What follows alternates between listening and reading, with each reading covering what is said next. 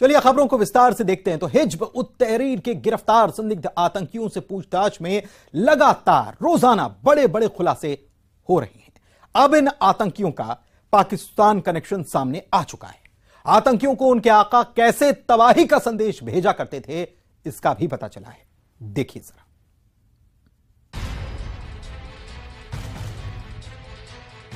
हिज्ब उत तहरीर के गिरफ्तार संदिग्ध आतंकियों से पूछताछ में एक और बड़ा खुलासा हुआ है। इस्लामिक देशों में HUT ऑपरेट किया जा रहा था, जिसमें पाकिस्तान भी शामिल है। इन आतंकियों को वॉइस नोट आते थे। ATS को गिरफ्तार आतंकियों के मोबाइल से 50 से ज्यादा ऑडियो मिले हैं, जिसमें मास किलिंग, ब्लास्ट, जिहाद, धर्मांतरण और इस्लामिक स्टेट बनाने जैसी बातचीत है। अब ATS HUT से जुड़े और लोगों को गिरफ्तार कर सकती है। ATS ने HUT के 16 संदिग्ध आतंकियों को गिरफ्तार किया था। इनमें से 10 भोपाल और एक संदिग्ध छिंदवाड़ा से गिरफ्तार हुआ था। इनसे पूछताछ में एक के बाद एक बड़े खुलासे हो रहे हैं। हर खुलासे इनके खौफनाक इरादों को बयां कर रहा है। इससे पहले भी आतंकियों के दुबई कनेक्शन MP को दहलाने की साजिश का खुलासा हुआ था। ATS की पूछताछ में पता चला था कि इन्होंने जिम ट्रेनर के तौर पर तैयार किया था। दुबई के कारोबारी से मदद मिल रही थी, हवाला के जरिए फंडिंग होती थी। इन खुलासों के बाद सुरक्षा एजेंसी अलर्ट है। गिरफ्तार किए गए 16 संदिग्ध आतंकियों में से 10 पुलिस रिमांड पर हैं, जबकि 6 संदिग्ध न्यायिक रिमांड पर भेज दिए गए हैं। ATS आतंक के इस खेल के खात्मे में जुटा हुआ है। Bureau report, news 18। छत्तीसगढ़ से खबर है, जहां पर चुनावी साल में सियासी दांव पेच चल रहे हैं। नंदकुमार साय के बाद ननकी राम कंवर के भी बीजेपी छोड़ने की अटकलें लगाई जाने लगी है। बताया जा रहा है कि कांग्रेस ननकी राम कंवर पर डोरे डाल रही है। हालांकि ननकी राम कंवर ने पार्टी छोड़ने की बात से इनकार किया है। हमेशा मेरी से मुलाकात होती है और बहुत सारी बातें भी होती है। आज उसके क्षेत्र में जा रहा हूँ, वो आएंगे, उनका स्वागत है। सीएम भूपेश बघेल के इस बयान ने छत्तीसगढ़ में सियासी हलचल बढ़ा दी है। क्या चुनावी साल में बीजेपी को एक और झटका लगने वाला है? नंदकुमार साय के बाद क्या पूर्व गृह मंत्री ननकी राम कंवर बीजेपी छोड़ कांग्रेस में शामिल होने वाले हैं? अटकलों का बाजार गर्म है।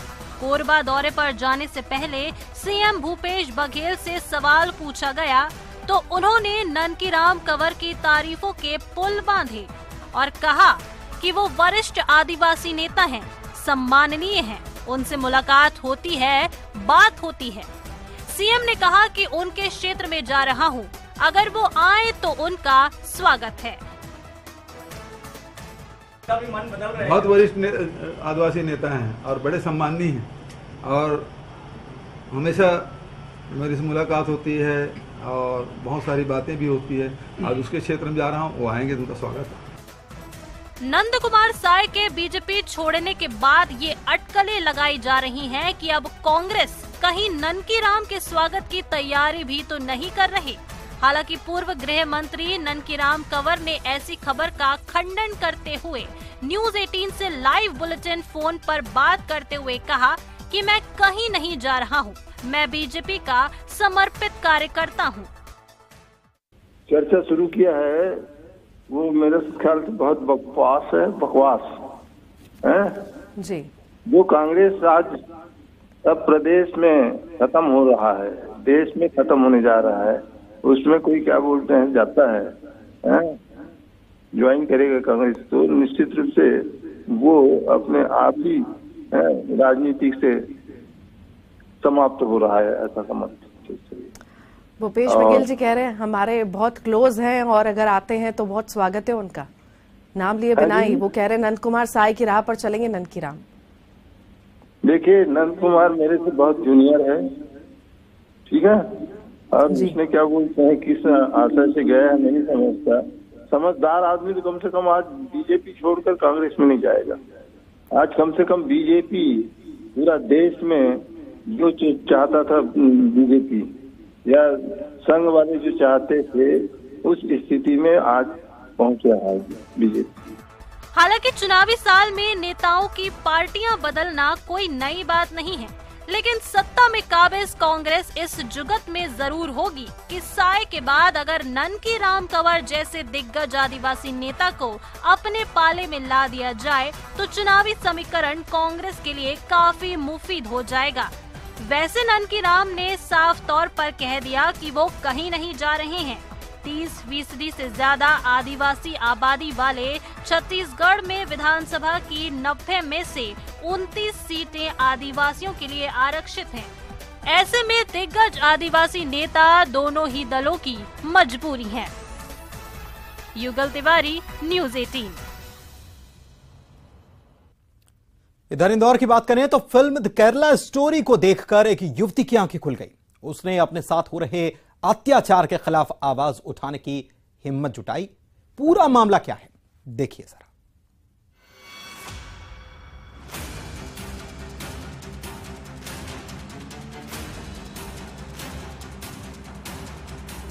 फिल्म से आया ज्ञान, सलाखों के पीछे फैजान, हकीकत सी लगी कहानी, जाल में ना फंसने की ठानी। कहते हैं फिल्में समाज का आईना होती हैं। इंदौर की एक युवती को तो इस आईने में अपना अक्स इस कदर नजर आया कि फिल्म की कहानी उसे अपनी हकीकत लगने लगी। फिल्म देख उसे अत्याचार के खिलाफ आवाज उठाने का साहस मिला और वो सीधे थाने पहुंच गई, जहां उसने उस शख्स के खिलाफ केस दर्ज कराया जो न सिर्फ उसे जाल में फंसाकर उसके धर्मांतरण की कोशिश कर रहा था, उसे प्रताड़ित भी कर रहा था।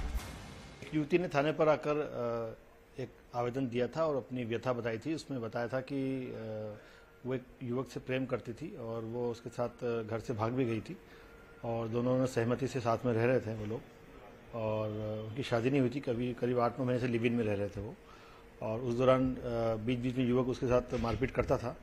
उस बात को लेकर उन लोगों में कुछ झगड़ा हुआ और उसी दौरान फिर युवक ने उसको धर्म बदलने के लिए भी इस पर दबाव डाला और उसके साथ मारपीट की।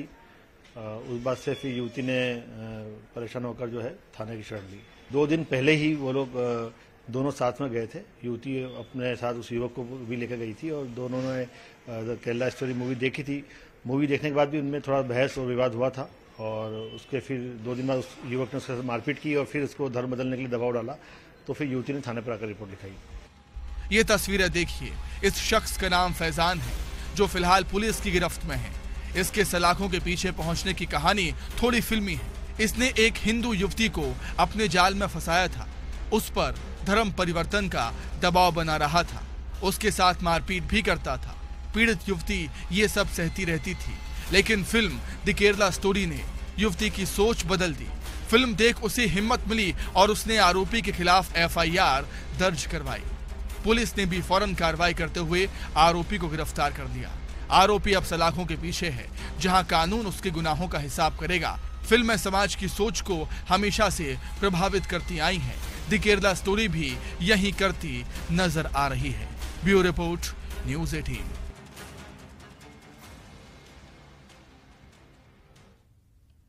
तो केरला स्टोरी ने आंखें खोल दी। द केरला स्टोरी फिल्म को लेकर बीते दिनों काफी सियासत तक देखने को मिली थी और पश्चिम बंगाल में तो वहां से बैन हटाने के लिए सुप्रीम कोर्ट को कहना पड़ा कि हम बैन हटाते हैं, क्योंकि सरकार ने बैन लगा दिया था।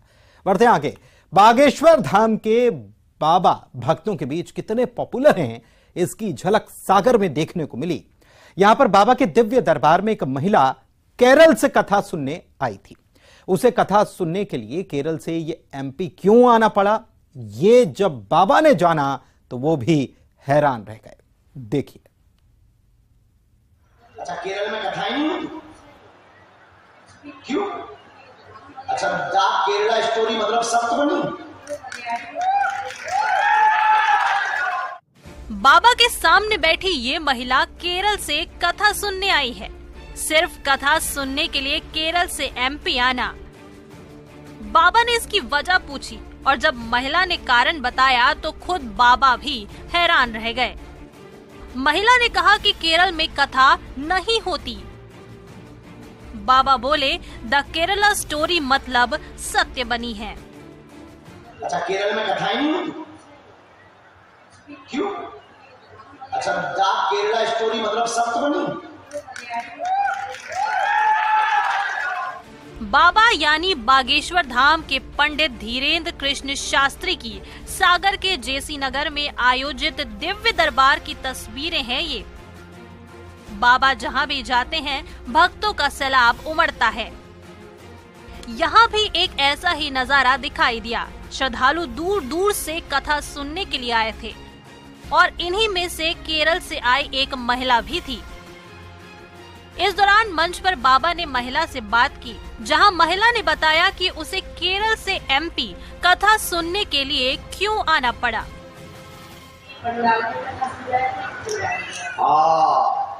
आपका प्रण था कि एक बार पंडाल में जाकर लाइव कथा सुनना। तो अच्छा, टीवी में और कथा पंडाल में कितना डिफरेंट आपने देखा? अच्छा, केरल में कथाएं नहीं होती क्यों? अच्छा, द केरला स्टोरी मतलब सत्य बनी? इसका मतलब द केरला स्टोरी सत्य? अच्छा, दोनों है।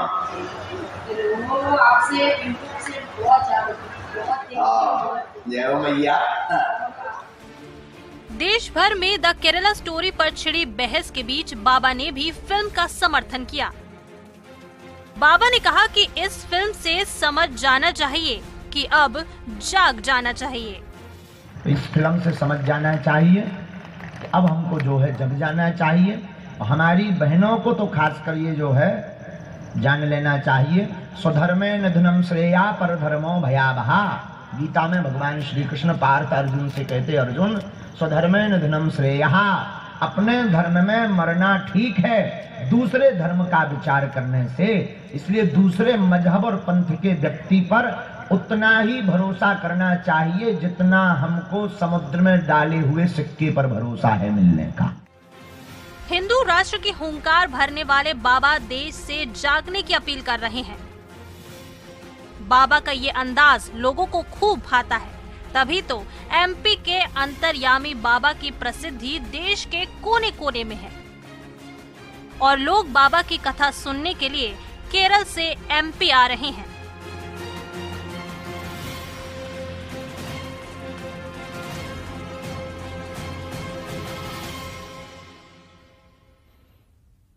तो एक तरफ फिल्म द केरला स्टोरी ने एक लड़की की आंखें खोल दी और उससे समझ में आया कि चल क्या रहा है। दूसरी तरफ बागेश्वर बाबा भी केरला स्टोरी की चर्चा करते हुए नजर न केवल आए बल्कि उन्होंने पूछ लिया एक महिला से जो केरल से ही पहुंची थी, उससे पूछ लिया कि क्या केरला स्टोरी जो फिल्म बनी है क्या वो सच है। बिलासपुर की बात करते हैं, जहां के रतनपुर में दुष्कर्म पीड़िता की मां को जेल भेजने से नाराज सर्व ब्राह्मण समाज ने मोर्चा खोला है। लोगों ने पुलिस पर आरोप लगाते हुए कलेक्ट्रेट का घेराव तक कर दिया। देखिए रिपोर्ट।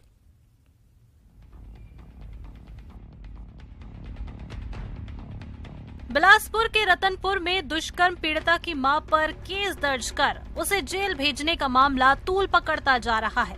इस घटना से नाराज सर्व ब्राह्मण समाज ने कलेक्टरेट का घेराव किया। इनका कहना है कि पीड़िता को न्याय देने की जगह पुलिस ने उसकी मां को झूठे केस में फंसाकर जेल भेज दिया है। आरोप है कि पुलिस मामले में समझौते का दबाव बना रही थी और समझौते से इनकार करने पर पुलिस ने झूठे केस में फंसाया। जब पुलिस को एक पीड़िता को न्याय देना था, उसकी परिवार की एकमात्र रोजगारी सदस्य को झूठे केस में फंसाकर जेल भेजने का षड्यंत्र पुलिस विभाग ने षड्यंत्र के तहत किया। पूरा मामला ये था कि एक हमारी पवित्र समाज की एक हमारी युवती है जिनके खिलाफ बलात्कार का मामला रतनपुर थाने में दर्ज हुआ और उस मामले में समझौते का दबाव बनाता गया पुलिस विभाग। जब देखा कि समझौते की स्थिति नहीं बन रही है तो उनकी शासकीय कार्य में 8 बार अवार्ड विनिंग उनकी माता जी को एक झूठे पास्को के केस में फंसाकर जेल भेजने की व्यवस्था की। ना कोई जांच की व्यवस्था बनाई और हद तो तब हो जाती है कि जिले में बैठे पुलिस अधीक्षक ये कहते हैं कि मैंने संबंधित थानेदार को लाइन अटैच कर दिया है। मैं पूछना चाहता हूँ ऐसी कौन सी जांच है कि एक महिला के खिलाफ पास्को का केस दर्ज है और उसको जांच करने के लिए 3 पुलिस अधिकारी नियुक्त किए गए, एक महिला पुलिस अधिकारी नियुक्त नहीं कर सकते। इस मामले में टीआई को लाइन अटैच कर दिया गया है, लेकिन समाज के पदाधिकारियों ने कहा कि बवाल मचने के बाद मामले को दबाने के लिए ये कार्रवाई की गई है। इनका कहना है कि पुलिस की जांच पर उन्हें भरोसा नहीं है। जांच कमेटी में एक भी महिला अफसर नहीं है। इनकी मांग है कि मामले की न्यायिक जांच की जाए। आरोपी पुलिस अधिकारी को निलंबित करने और महिला की रिहाई की मांग भी लगातार की जा रही है।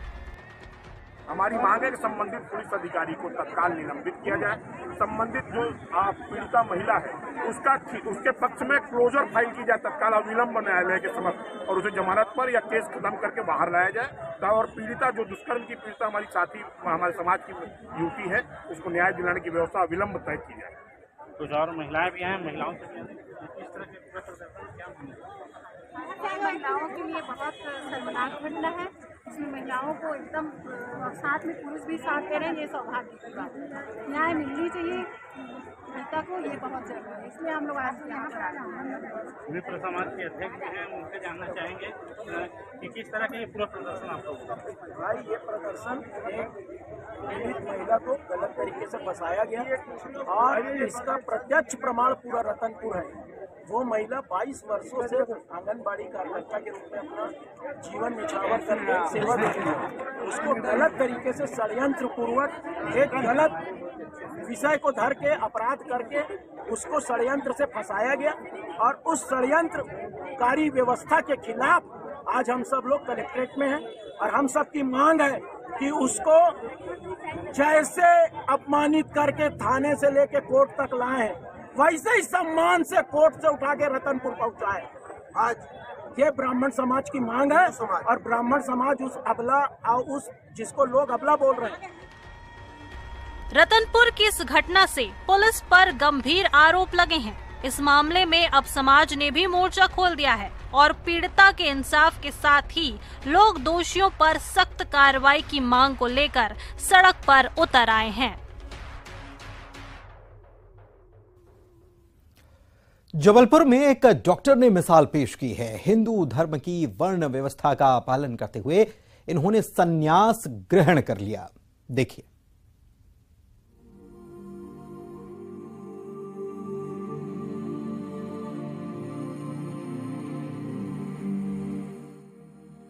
ब्रह्मचर्य, गृहस्थ, वानप्रस्थ, संन्यास।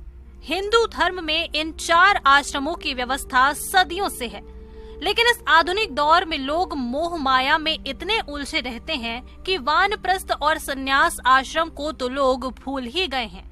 लेकिन सबके साथ ऐसा नहीं है। ये तस्वीरें देखिए। जबलपुर के डॉक्टर नरेंद्र सोनी ने लाखों की संपत्ति त्याग कर संन्यास ग्रहण कर लिया है। इन्होंने बीते दिनों ग्वारीघाट तट पर कालीधाम में संन्यास दीक्षा ग्रहण की और दुनिया के मोह माया को त्याग दिया। हमारा उद्देश्य संन्यास लेने का ये है कि अपने सनातन धर्म में जो 4 आश्रम बताए हैं, ब्रह्मचर्य, गृहस्थ, वानप्रस्थ, संन्यास, तो हर एक सन्यासी का कर्तव्य है कि चौथेपन में संन्यास आश्रम को ग्रहण करे। सफलतापूर्वक अपने गृहस्थाश्रम आदि का निर्वाह करके उसे संन्यास लेना चाहिए। सराफा स्थित फूटा ताल में निजी अस्पताल चलाने वाले डॉक्टर नरेंद्र सोनी उर्फ राजश्री अब एक सन्यासी हैं। हालांकि एक डॉक्टर के तौर पर ये अपना फर्ज निभा रहे हैं। फिलहाल अस्थायी तौर पर अपने अस्पताल में मरीजों का इलाज कर रहे हैं। अब एक सन्यासी को पैसे का क्या मोह, इन्होंने भी किसी प्रकार का शुल्क लेना बंद कर दिया है। सन्यासी राजश्री सनातन संस्कृति के अनुसार जीवन जीना चाहते हैं। लोक कल्याण की भावना को अपनाकर न किसी से बैर न किसी से प्रेम के सिद्धांत पर चल पड़े हैं। संन्यास लेने का मुख्य उद्देश्य ये है कि इसमें सब प्राणियों में हमारी ईश्वर की भावना हो जाए। सब प्राणियों में ईश्वर है और वह ईश्वर हमें भी व्याप्त है। सबके प्रति सम्मान हो जाए, न किसी के प्रति वैर और न किसी के प्रति प्रेम। ऐसी भावना से, लोक कल्याण की भावना से और परोपकार की भावना से और आगे ईश्वर के लिए ये पूरा जीवन अब समर्पित है। इस भावना से हम संन्यास। इन्हें संन्यास की दीक्षा दिलाने वाले पंडित अश्विनी शुक्ला कहते हैं कि गृहस्थ आश्रम में रहते हुए भी एक उम्र के बाद संन्यास आश्रम ग्रहण कर लेना चाहिए। संन्यास लेने के बाद हम भगवान के हो जाते हैं और भगवान हमारे। देखिए, मनुष्य को जो है जब 60 साल के ऊपर के हो जाए, 70 साल के ऊपर मनुष्य हो जाए, तो गृहस्थ आश्रम में रह कर के भी उसको संन्यास ले लेना चाहिए, जिससे मनुष्य की मुक्ति साक्षात है। गृहस्थ आश्रम में रह कर के भी भगवान का ध्यान मनन करना चाहिए और भगवान को पाने के लिए मुक्त। हम अगर गृहस्थ ऐसे जीवन व्यतीत करते हैं, रहते हैं साथ में, तो हमें भगवान के भजन नहीं हो सकता। परंतु एक हम अगर संन्यास ले लिए तो उसमें हम भगवान विष्णु के ही हो गए, भगवान विष्णु हमारे हो जाते हैं अंतरात्मा से। तो हमारी भक्ति जो है उनके चरणों में अलग लग जाती है ना, जिससे हमारा भी उद्धार होता है और हमारे परिवार का भी उद्धार होता है, हमारे क्षेत्र का भी उद्धार होता है, हमारे देश का भी उद्धार होता है। क्योंकि अगर हजारों में एक सन्यासी बनने का अवसर प्राप्त होता है, ऐसे आज हमारे डॉक्टर साहब को ये अवसर प्राप्त हुआ है। ये भगवान माता रानी की और गुरुदेव की कृपा है साक्षात कि आपको ऐसा आज अवसर प्रदान हो रहा है। ईश्वर के प्रति अपना जीवन समर्पित करके डॉक्टर नरेंद्र सोनी अब सन्यासी बन गए हैं। इस दुनिया की मोह माया को छोड़ना बेहद मुश्किल होता है, लेकिन इन्होंने ये कर दिखाया है। इन्होंने सन्यास ग्रहण कर अनूठी मिसाल पेश की है। और इसी के साथ इस बुलेटिन में फिलहाल इतना ही। नमस्कार।